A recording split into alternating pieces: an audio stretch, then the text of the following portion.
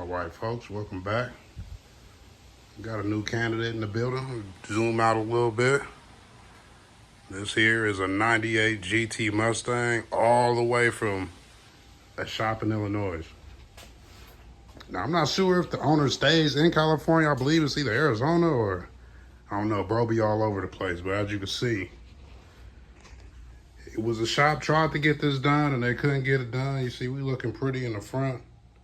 So they were trying. I give them I guess a C for effort. And basically the reason why it's over here now is because, as y'all know, if y'all you follow especially on Instagram, you see a lot more on Instagram. I'm trying to get more active on YouTube, but bro followed me on YouTube and he was like, yo, I was tired of seeing a whole bunch of cars leaving your little garage, and I got my car in a whole ass shop, and it's still just sitting there, looking like nothing's getting done. So, see, it does need a lot of work, still body work, obviously windshield. My main thing was to do the wiring and everything on this, hook up the Dakota Digital and all that. He wants AC. So, my main job is to basically get the car up and running, and then it still obviously has still some work to be done. But so normally I don't take on projects that other people have done. It's a stroke of luck for dude. This, still the box going in. It was a stroke of luck for the guy that I had a client that he didn't cancel. He had to push his Coyote swap out because, we all know these Coyote swaps not cheap. So he had to save up some money to get some more parts because we decided to, well, not me. That was actually him. He decided to do more stuff, which I'll see on the channel soon enough. That one will be in here eventually. I shouldn't have closed that. But obviously, you see, we don't have a handle on the outside. I got to get it from the inside. But yeah, with this one here though,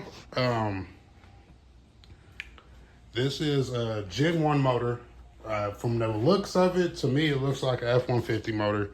I can't neither confirm nor deny, but that's what it looks like to me, just from everything I've seen so far. So we'll go off that as a 6R80. These guys, I'm not sure of the brand of headers that they use, but this is the first time I've ever, hold on, I probably have to actually get my light for this because it's still kind of early in the morning. But this is the first time I've seen, and I'll just say this, if you're doing a Coyote swap and you have to cut the K-member, either get a different K-member or get some different headers. So you can see there, they cut like a square into the K-member to get the headers to fit. I'm not sure exactly what headers these are. Now, from what the owner said, they've been doing this swap for 2 years now. So in between those 2 years, we've had different headers come out. So maybe they just didn't know, and from what I've seen, a lot of this is, I don't want to say not knowing. Part of it to me, when I see stuff like this and you tell the owner they have to get this front drive accessory kit, which is nice, don't get me wrong, it is a nice one. It's my first time seeing it in person, but it's not necessary. And I felt like after he was explaining everything to me, it seemed like they were more trying to upcharge. And you see that a lot with people in shops. It's like they're trying to hold people's cars hostage and basically bleed money out of them. Me, y'all been following me for a while. I'm just more straight to the point. I try to get the cars in and out of here as much as possible because I only do one car at a time. And a lot of people appreciate that. Only reason why it's like that is just I don't got the room to do a whole bunch of cars at once. And then I'm smarter.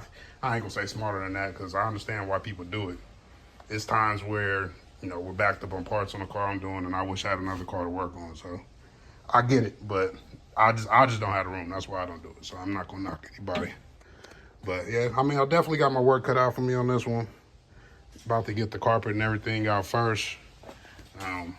You know, looked like this thing had probably sat in the field. I don't know where they had it at, but it definitely has some, I think, mice nests.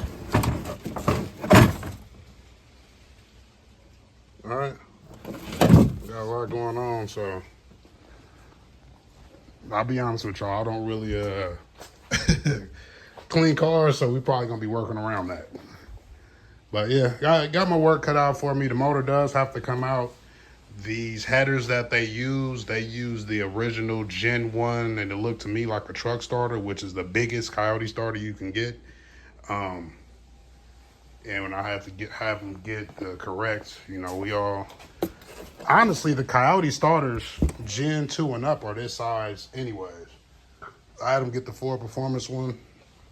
And so with the, you saw the way those headers are,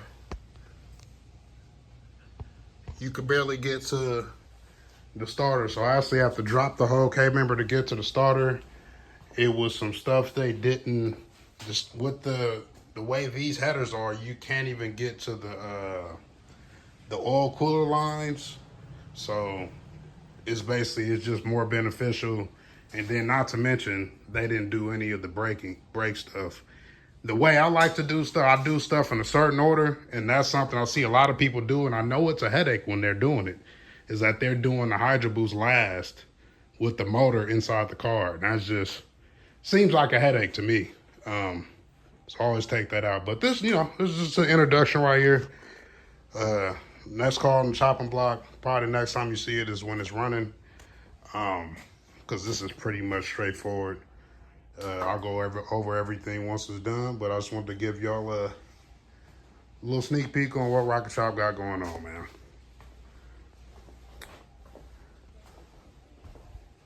Hey, was there anything else on the cover? No, this is pretty much straightforward. It's me fixing up other people's issues. If you're not following me on Instagram, follow me on Instagram. I'll definitely have stuff on my stories, you know, highlights and stuff I find. Fuckery, because I'm pretty sure some more stuff, because before I get up out of here, I don't know if the owner knew had put this on or if it was just something else on the car. It's the first time I've seen the trailer hitch. And then they got this wiring running all the way to the front, and then you come in here and they got it like tapped in to the original taillight harness. So I'm gonna have to make sense of that. That doesn't look like fun, but we'll figure it out.